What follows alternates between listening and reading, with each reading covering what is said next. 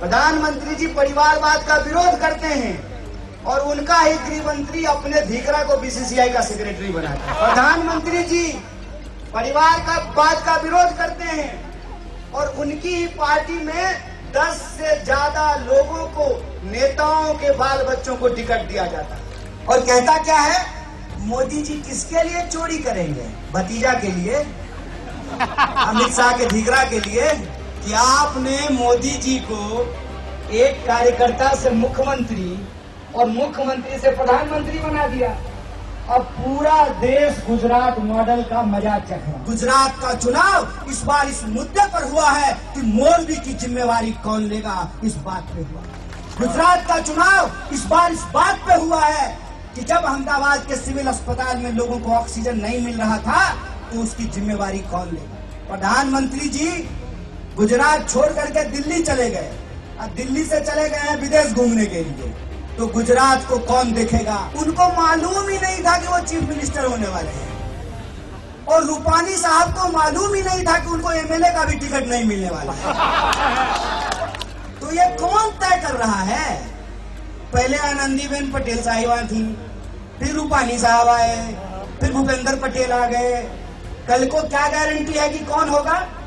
जैसे बीसीसीआई का सेक्रेटरी बनने के लिए नियम बदल गया तो हो सकता है कि जैसा ही हो।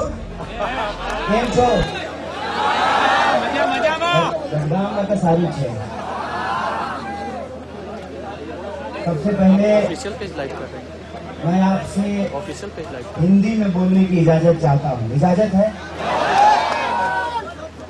और दूसरी बात कि मैं देरी से आया हूँ, इसीलिए आप सभी लोगों से, बडगाम की जनता से, बनासकांठा जिले के आप सभी लोगों से माफ़ी चाहता हूँ कि मैं देरी से आया हूँ, क्योंकि आने के लिए मैं यहाँ बहुत उत्सुक था, लेकिन कई बार मंजिल प्राप्त करने में देरी हो जाती है।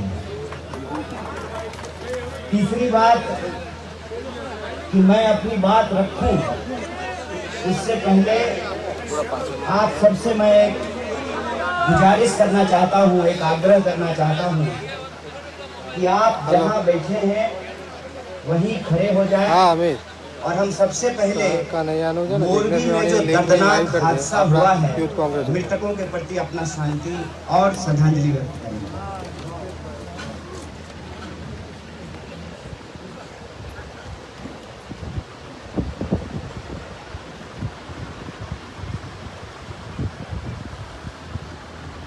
धन्यवाद।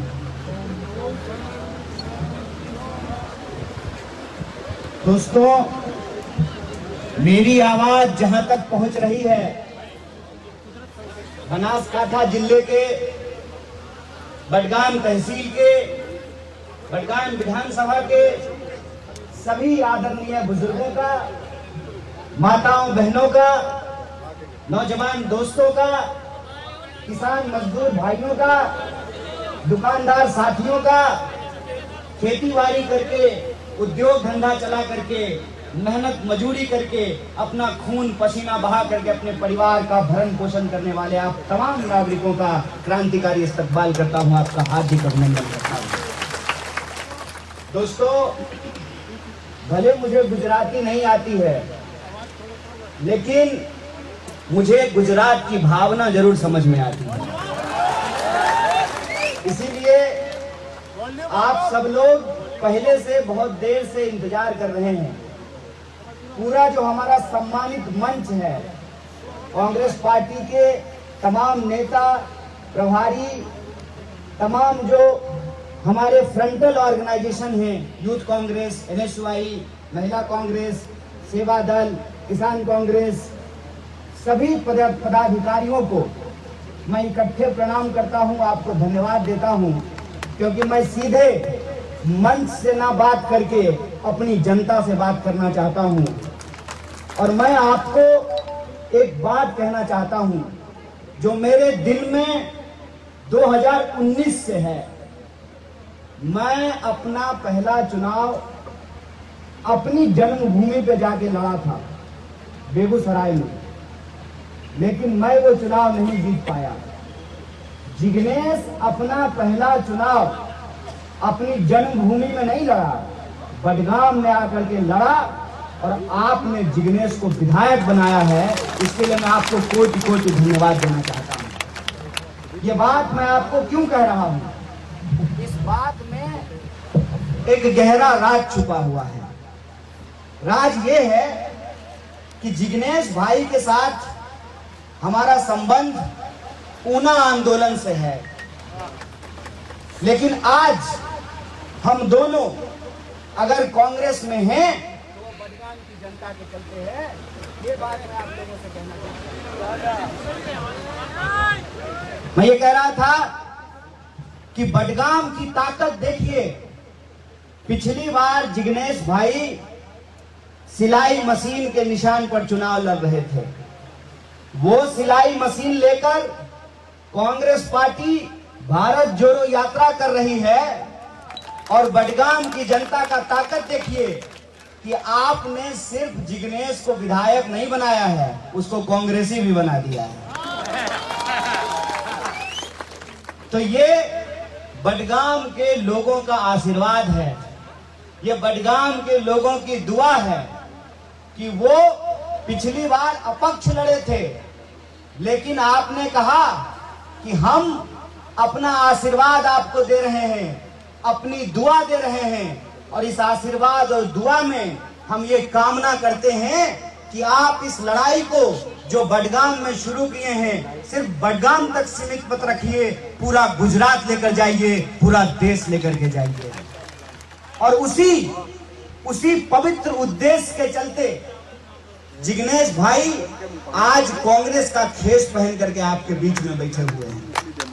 इसीलिए मैं आपसे पहला आग्रह ये करना चाहता हूं कि ये चुनाव जिग्नेश भाई का चुनाव नहीं है, ये चुनाव बडगाम की अस्मिता का चुनाव है, बडगाम के इतिहास का चुनाव है, बडगाम के भविष्य का चुनाव है, बडगाम के पहचान का चुनाव है।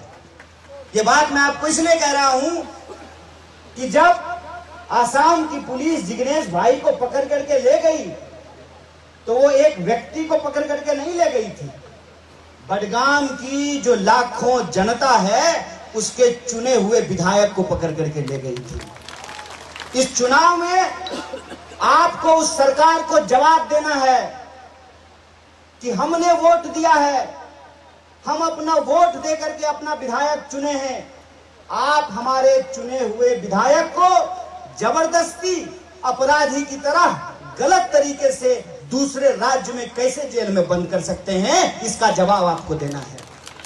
और ये बात मैं आपको क्यों कहने के लिए आया हूं? भारत जोड़ो यात्रा चल रही है, बहुत दूर हैं हम लोग, लेकिन हम आपके बाद आपके बीच आए हैं। इसकी एकमात्र वजह है कि हम आपसे गुजारिश करने के लिए आए हैं, हम आपसे एक अपील करने आए हैं, हम आपसे एक अनुरोध करने के लिए आए हैं कि आपके कंधे पे पिछली बार से ज्यादा बड़ी जिम्मेवारी इस बार आ चुकी है। ये जिम्मेवारी इसलिए आ चुकी है कि जिग्नेश के साथ अब आपकी पहचान और जिग्नेश की पहचान एक हो चुकी है। अगर जिग्नेश जीतेगा तो बडगाम जीतेगा, इस बात को याद रखिएगा। अगर जिग्नेश जीतेगा तो बडगाम से एक संदेशा सिर्फ गुजरात में नहीं पूरे देश में जाएगा कि अगर लड़ने वाले को परेशान करोगे, लोगों के हक और अधिकार के लिए जो लड़ते हैं उन बच्चों को अगर तुम तंग करोगे तो उनके ऊपर हम अपना आशीर्वाद देंगे। ये संकल्प आपको लेने की जरूरत है। ये चुनाव कोई साधारण चुनाव नहीं है। अगर ये साधारण चुनाव होता, इस चुनाव की अगर कोई ऐतिहासिक जिम्मेवारी नहीं होती, तो मैं आपको बात याद दिला देना चाहता हूं। दोस्त तो जिग्नेश हमारे तब भी थे ना, जब पहली बार चुनाव लड़ रहे थे। मैं आया था आपके बीच चुनाव प्रचार करने,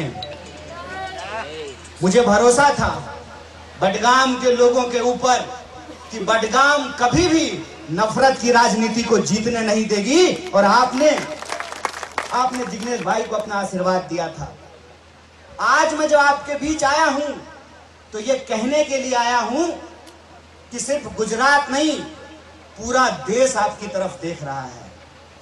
अगर आप जिग्नेश को जिताएंगे तो उन सारे माँ बाप को ये उम्मीद बंधेगी कि अगर हमारा बच्चा गरीब के लिए, शोषित के लिए, दलित के लिए, अल्पसंख्यक के लिए न्याय और अधिकार के लिए लड़ रहा है तो उसके हाथ पर, उसके सर पर भी हाथ रखने वाली जनता इस देश में है। इस बात का भरोसा उनको मिलेगा। मैं एक बात आपको कहना चाहता हूं, प्रधानमंत्री जी जब कहते हैं कि मैं गरीब का बच्चा हूं तो मुझे सुन करके बहुत अच्छा लगता था। जब मुझे यह बात समझ में आई कि प्रधानमंत्री का फोटो आगे लगा करके उनका गृह मंत्री, प्रधानमंत्री कहते हैं परिवारवाद की बात, प्रधानमंत्री जी परिवारवाद का विरोध करते हैं और उनका ही गृह मंत्री अपने धीकरा को बीसीसीआई का सेक्रेटरी बनाता है। प्रधानमंत्री जी परिवारवाद का विरोध करते हैं और उनकी ही पार्टी में 10 से ज्यादा लोगों को, नेताओं के बाल बच्चों को टिकट दिया जाता है। अभी मैं रास्ते में आ रहा था तो खाली जीप पे एक भाजपा का प्रत्याशी हाथ हिला रहा था। हमने पूछा ये कौन है, तो मेरे साथ के एक साथी ने कहा मोदी जी का नया परिवारवाद है। मैं आपसे ये कहना चाहता हूं कि कांग्रेस पार्टी के ऊपर माननीय प्रधानमंत्री जी परिवारवाद का आरोप लगाते हैं, लेकिन तो आज भी भारतीय राष्ट्रीय कांग्रेस में है जो इस देश की आजादी के लिए लड़ी थी, इस देश में संविधान को कायम की थी। और आपके ऊपर यह जिम्मेवारी है कि उस संविधान के अधिकार को आपको बचाना पड़ेगा। आपको एक संदेशा देना पड़ेगा इस देश की सत्ता को, इस देश को कि आज भी इस देश में इंसानियत जिंदा है, आज भी इस देश में इंसान जिंदा है। आपको ये बताना पड़ेगा कि नोट की खनक के सामने वोट जो है बडगाम का बिकाऊ नहीं है। ये बात आपको साबित करना पड़ेगा।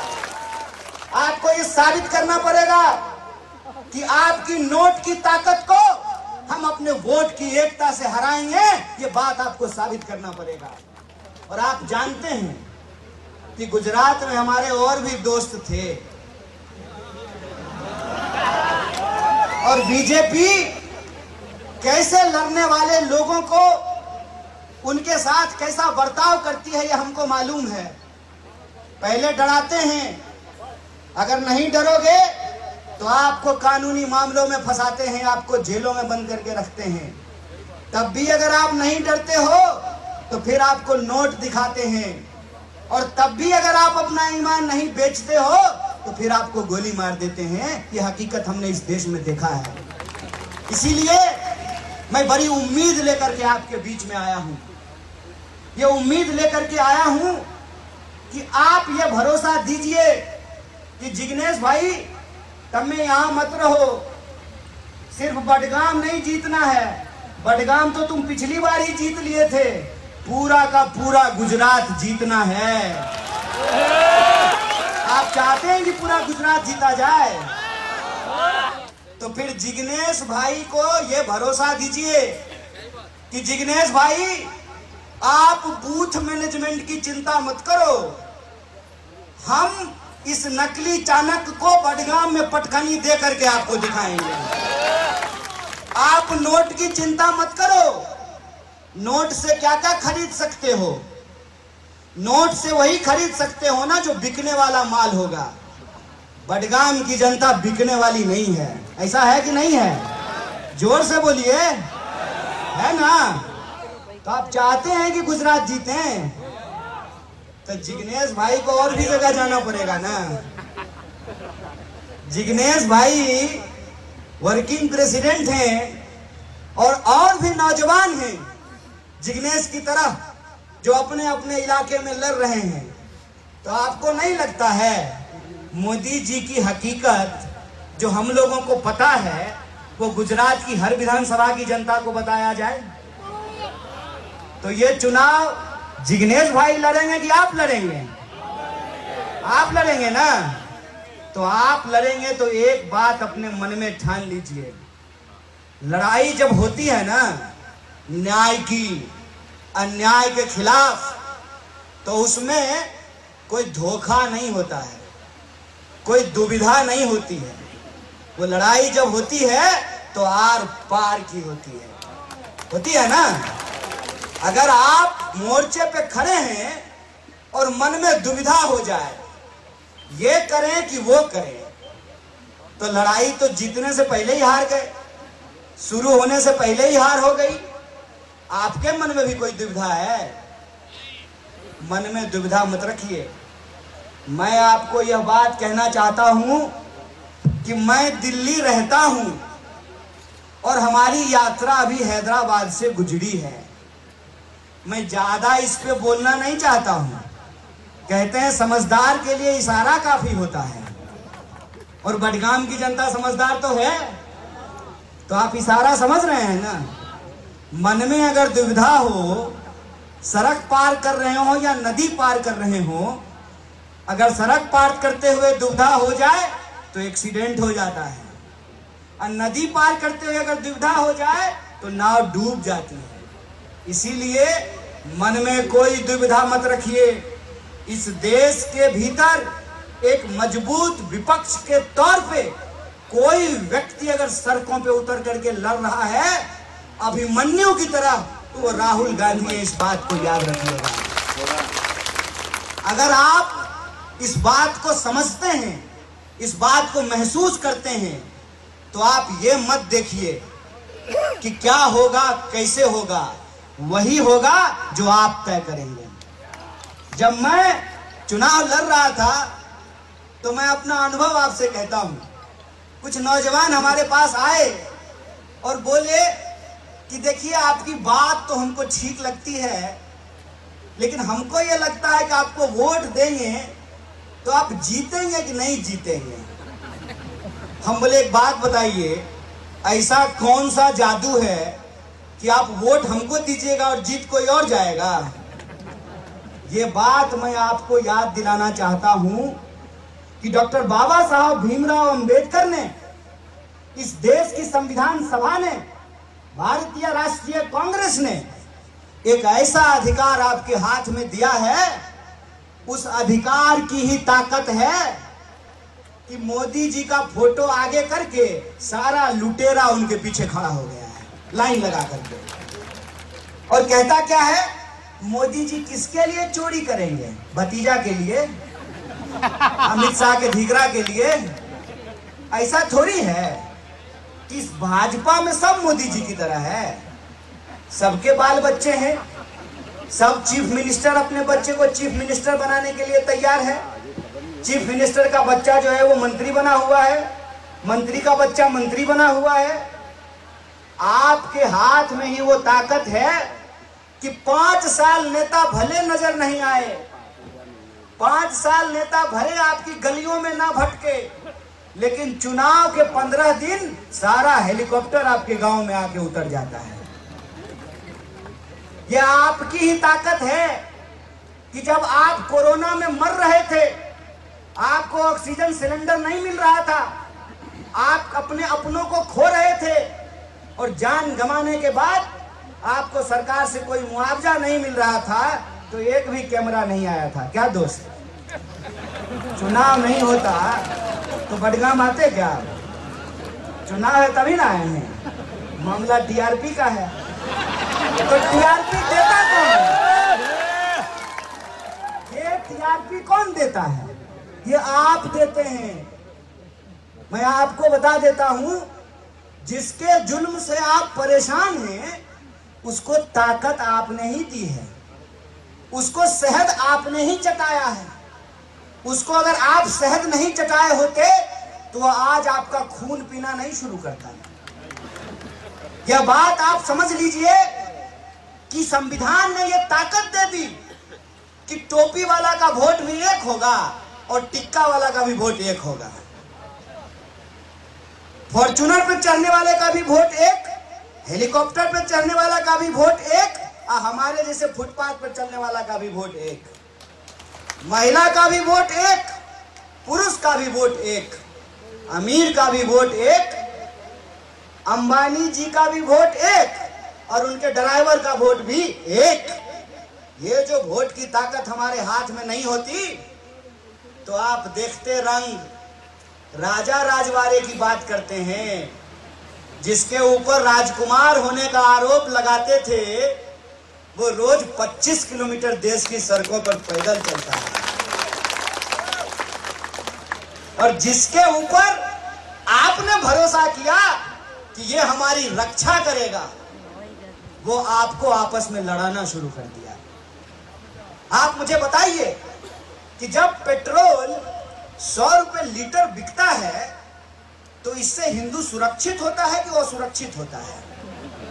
सुरक्षित। जब देश में महंगाई 45 साल में सबसे ज्यादा है, बेरोजगारी सबसे ज्यादा है, जब डॉलर के मुकाबले रुपया अपने सबसे निचले स्तर पे चला गया है, तब हिंदू सुरक्षित होता है कि असुरक्षित होता है? असुरक्षित। ये जो खेल है ना, ये खेल इस देश में पहले भी खेला गया है। मैं कहता हूं कि बस आपको याद करने की जरूरत है। जब देश के किसानों ने यह फैसला लिया कि हम अंग्रेज अफसरों को लगान नहीं देंगे, ये हमारी धरती माता है, इस पे हम मेहनत करते हैं, हम फसल उगाते हैं, ये 3 में की 13 में हम इसको लगान नहीं देंगे, तो अंग्रेजों ने किसानों की उस एकता को तोड़ने के लिए एक साजिश रची। सुअर मस्जिद में फिकवाए गए, गाय मंदिरों में फिकवाया गया, इंसान को आपस में लड़ाया गया। और इंसान जब आपस में लड़ते हैं तो उनके मुद्दे गायब हो जाते हैं, इस बात को याद रखिएगा। और मुद्दा अगर कोई है आज हमारा, तो वो मुद्दा है रोजी रोटी, कपड़ा, मकान, शिक्षा, स्वास्थ्य, सड़क, बिजली, पानी। ये हमारा मुद्दा है। और इस मुद्दे पे अगर आप वोट करना चाहते हैं तो हम आपको भरोसा दिलाना चाहते हैं कि आप जब वोट करेंगे तो सिर्फ एक विधायक नहीं चुनेंगे, आप एक उम्मीद का सितारा चुनेंगे। इस बात को याद रखिएगा। हम कहते हैं जहां समस्या पैदा हुई, समाधान भी वहीं मिलेगा ना। आप सोचिए कि आपने मोदी जी को एक कार्यकर्ता से मुख्यमंत्री और मुख्यमंत्री से प्रधानमंत्री बना दिया। अब पूरा देश गुजरात मॉडल का मजा चख रहा है। इसका निराकरण कैसे होगा? इसका निराकरण होगा जब हम आंख बंद करके बिना सोचे कि ये लड़ाई पार्टी की लड़ाई नहीं है, ये लड़ाई एक व्यक्ति को एमएलए बनाने की लड़ाई नहीं है, ये लड़ाई इस बात को पुनर्स्थापित करने की है कि गुजरात गांधी और पटेल का था, है और रहेगा। इस बात को साबित करने की जरूरत है। और क्या कहते थे गांधी?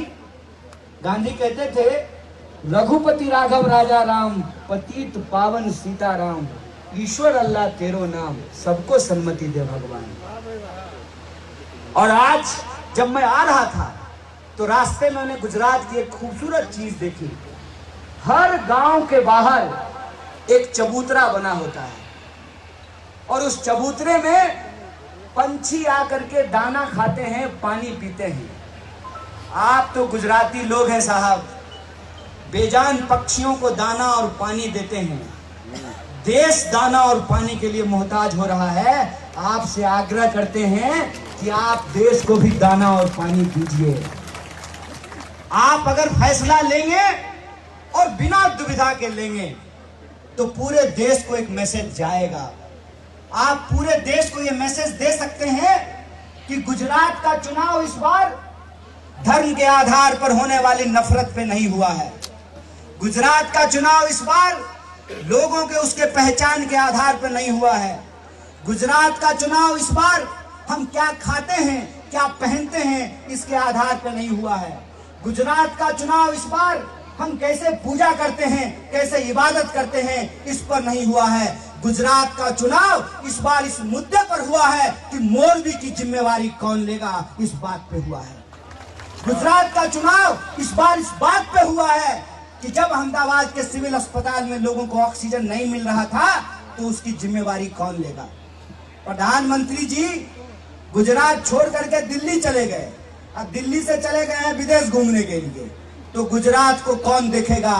गुजरात में आपने पहले भी गांधी और पटेल पैदा किया था। आज भी आपके बीच में ऐसे नौजवान हैं जो उन सपनों को साकार कर सकते हैं। उन नौजवानों को आशीर्वाद देने की जरूरत है। अगर आप ऐसे सोचते हैं कि मोदी जी गुजरात से हैं, मोदी जी गुजरात से हैं, मोदी जी से गुजरात नहीं है, ये संदेशा आपको इस बार के विधानसभा चुनाव में देना पड़ेगा कि हमने आपको मुख्यमंत्री बनाया, हमने आपको प्रधानमंत्री बनाया और आप हमको फुटबॉल बना के छोड़ दिए हैं। क्या कन्हैया जी? एक जर्नलिस्ट बोला कि आपका मुख्यमंत्री का कैंडिडेट कौन होगा? हम बोले देखिए अभी तो हमको बहुमत नहीं मिला है, जनता का आशीर्वाद नहीं मिला है। जनता का आशीर्वाद मिलेगा तो हम जो है नाम भी तय कर लेंगे, लेकिन जिसको आशीर्वाद मिल रहा है उससे जरा पूछ के बताइए कि वो अगला बार मुख्यमंत्री होगा कि नहीं होगा। भूपेंद्र पटेल साहब सो रहे थे, आप वीडियो देख लीजिएगा, उनको नींद आ रही थी, ऊँघ रहे थे वो, उनको मालूम ही नहीं था कि वो चीफ मिनिस्टर होने वाले हैं। और रूपानी साहब को मालूम ही नहीं था कि उनको एमएलए का भी टिकट नहीं मिलने वाला है। तो ये कौन तय कर रहा है? पहले आनंदीबेन पटेल साहिबा थी, फिर रूपानी साहब आए, फिर भूपेंद्र पटेल आ गए। कल को क्या गारंटी है कि कौन होगा? जैसे बीसीसीआई का सेक्रेटरी बनने के लिए नियम बदल गया तो हो सकता है कि जैसा ही हो, नहीं हो सकता है। और ये सबको मालूम है। मैं बाहर से आया हूं, मैं आपको क्या बताऊंगा साहब, अभी आया हूं चला जाऊंगा। मैं तो अपना प्रेम, अपनी एकता और अपनी निष्ठा आपके साथ जो है वो दिखाने के लिए आया हूं। लेकिन आप तो यहां रहते हैं, आपको तो सब कुछ मालूम है। आप तो जानते हैं कि जिग्नेश न्याय के लिए लड़ने के चलते ही जेल गए। आपको मालूम है कि जब ऑक्सीजन नहीं मिल रहा था तो बडगाम के पास ऑक्सीजन प्लांट था। आप जानते हैं कि आपके आशीर्वाद के चलते ही जिग्नेश आज अपक्ष नहीं है। जैसे बडगाम कांग्रेसी है वैसे ही जिग्नेश भी कांग्रेसी है। आप ये जानते हैं कि आपके तरह अगर पूरा देश सोचने लगे, बडगाम की जनता की तरह अगर पूरा गुजरात सोचने लगे तो गुजरात में परिवर्तन के संकल्प को कोई रोक नहीं सकता है। आपको मालूम है कि क्या हो रहा है। मैं आपको ज्ञान देने के लिए नहीं आया हूं। मेरी इतनी औकात नहीं है कि मैं गांधी की धरती के लोगों को ज्ञान दे सकूं। मेरा एक रिश्ता जरूर है। मेरा एक रिश्ता है कि आपने गांधी को पैदा किया मोहनदास के रूप में, मोहनदास करमचंद के रूप में। मैं बिहार से आता हूं, उस बिहार की धरती ने उस मोहनदास को महात्मा गांधी बनाने का काम किया है। मैं वो भावना लेकर के आपके बीच में आया हूं कि जो न्याय के लिए लड़ने वाले लोग हैं उनको आपके समर्थन की जरूरत है। वैसे ही जैसे क्रिकेट मैच होता है ना, तो खेलते 11 लोग ही हैं, लेकिन 100 करोड़ जनता की भावना उनके साथ होती है। लड़ेंगे हम ही लोग, लड़ रहे हैं राहुल गांधी। और आज वहां से बड़ी गुजारिश मिन्नत करके मैं आपके बीच आया हूं। लड़ेंगे हम ही लोग, लेकिन इस लड़ाई की जिम्मेवारी आपको अपने कंधे पर भी लेनी पड़ेगी। ये लेने के लिए तैयार हैं? तो जिग्नेश भाई को यहाँ रहने की जरूरत नहीं है ना, दूसरे जगह भी चुनाव प्रचार करेंगे ना। तो ये लड़ाई अब नोट और वोट के अधिकार के बीच की लड़ाई है। ये लड़ाई अब वो जो सत्ता अभिमान में और गुरूर में चूर है उसके बीच और बडगाम की जनता का जो सच है उसके बीच में है। ये लड़ाई नोटों के दम पे खरीदे गए लोग और अपने ईमान से जिंदा लोगों के बीच में है। अगर आप जिंदा हैं तो ये लड़ाई आप हर हाल में जीते थे, जीतेंगे, ये हमारा भरोसा है। और इसी भरोसे के साथ एक आखिरी अपील मैं आपसे करना चाहता हूं। दोस्तों, देश के अंदर एक गंभीर परिस्थिति है। गंभीर परिस्थिति ये है कि हर किसी का असली मुद्दा कुछ और है। मुद्दा ये है कि गुजरात में बिजली बिल सबसे ज्यादा वसूला जाता है। गुजरात की हालत ये है कि किसानों को उनकी उम्मीदें पूरी नहीं हो रही हैं। गुजरात की हालत यह है कि मनरेगा की बात जिग्नेश कर रहे थे कि कितना बड़ा भ्रष्टाचार उसके अंदर किया जा रहा है। इसीलिए मैं आपसे ये आग्रह करने के लिए आया हूँ कि टीवी जो मुद्दा दिखाता है ना, उस मुद्दे पे वोट मत कीजिए, और टीवी जिसको प्लेयर बताता है ना, उस प्लेयर को प्लेयर मत समझिए। आंख बंद करके सोचिए कि आपका मुद्दा क्या है। और आपको यदि लगता है कि जब आप पेट्रोल पंप पे जाते हैं, पेट्रोल भरवाते हुए आपको ऐसा महसूस होता है कि सिरिंज से कोई खून हमारा निकाल रहा हो, ज्यों-ज्यों मीटर बढ़ता है त्यों-त्यों धड़कन तेज होती है। अगर आप महंगाई से परेशान हैं तो आप महंगाई के खिलाफ वोट कीजिए। अगर आप बेरोजगारी से परेशान हैं तो आप बेकारी के खिलाफ वोट कीजिए। अगर आप किसान हैं और आपको आपके फसल का दाम नहीं मिल रहा है तो है, और आपको ये महसूस होता है कि इस देश के भीतर जब किसी बलात्कारी की संस्कार की व्याख्या की जाएगी, जब आपको लगता है कोई घटना सुन करके कि प्रेम के नाम पे किस तरीके से लोगों का कत्लेआम किया जाता है, आपको अगर लगता है, जब आप सड़क पे चलते हैं और सुरक्षा अगर महसूस होती है, तो आप नारी के न्याय के लिए वोट कीजिए, महिला सुरक्षा के लिए वोट कीजिए। अगर आप नौजवान हैं और आपको ये महसूस होता है कि आपका पिताजी गृह मंत्री नहीं है तो आपका कुछ नहीं हो सकता है, तो अपने कैरियर के लिए वोट कीजिए, अपने हक और अधिकार के लिए वोट कीजिए। यही अपील मैं आपसे करने के लिए आया हूं। और कांग्रेस पार्टी एक प्रॉमिसिंग, फाइटिंग, लीडिंग अपोजिशन का रोल प्ले कर रही है। और हमने जो 8 संकल्प लिया है, वो 8 संकल्प कांग्रेस पार्टी हर हाल में पूरा करेगी। बेरोजगारी भत्ता का सवाल हो, कोरोना में जान गंवाने वाले लोगों के मुआवजा का सवाल हो, किसानों को कर्जा माफी का सवाल हो, तमाम लोगों को इलाज का बीमा देने का सवाल हो, बिजली बिल कम करने का, बिजली यूनिट फ्री करने का सवाल हो, जो कॉन्ट्रैक्ट पे लोग हैं उन कॉन्ट्रैक्ट को परमानेंट बहाल करने की बात हो। अभी मैं जब रास्ते से आ रहा था तो होमगार्ड हमको मिले गाड़ी चेक करते हुए। उनकी वर्दी की जो हालत थी उसको देख करके हमने अपने चालक साहब को पूछा कि ये गुजरात पुलिस से नहीं है क्या? तो उन्होंने कहा कि नहीं, गुजरात पुलिस से ही है, लेकिन ये कॉन्ट्रैक्ट पे है। और वो कॉन्ट्रैक्ट पे होने के चलते आपको देख करके पता चल जाएगा कि जीवन का अंतर क्या है। एक ही ड्यूटी करते हुए 2 इंसान का वर्दी देख करके आप समझ जाएंगे कि उनके जीवन की असली हालत क्या है। आप पशुपालकों से बात करके देखिए किस तरीके से आज उनकी चारागाह की जमीनें छीनी जा रही हैं। आप आदिवासियों से जाकर के बात कीजिए किस तरीके से उनके जल जंगल जमीन का अधिकार छीना जा रहा है।